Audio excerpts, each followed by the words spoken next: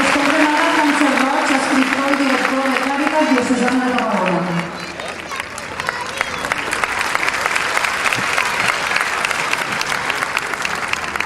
Molt bon vespre.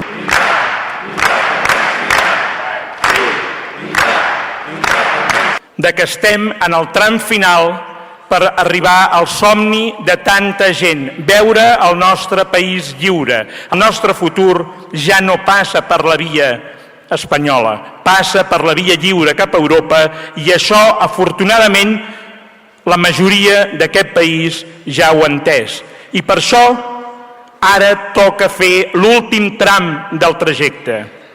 És l'hora d'afrontar els insults amb arguments, l'hora d'afrontar la por amb somriures, l'hora d'afrontar les amenaces amb dignitat democràtica. És l'hora d'afrontar la crispació i les declaracions apocalíptiques amb tranquil·litat i seguretat. És l'hora d'afrontar el maltractament fiscal amb un nou país amb més justícia social. Per primer cop a la meva vida podem fer un canvi social i polític molt profund. I ho podem fer precisament perquè la mida del país que crearem ens permetrà ser flexibles, ens permetrà ser propers i ens permetrà fer polítiques des d'una dimensió més humana. I aquesta els dedico als federalistes de bon cor. Només pot haver una unió lliure de pobles si els pobles són lliures. Per això volem ser lliures, per ser els més internacionalistes del món, els més solidaris del món, els més cooperants del món, i ho farem de tu a tu. Per això volem ser lliures. És per desmentir una cosa, això no és un tema de la gran burgesia catalana, ens menteixen una vegada més. La gran burgesia catalana ja sabem on ha estat, sempre en qui ha estat.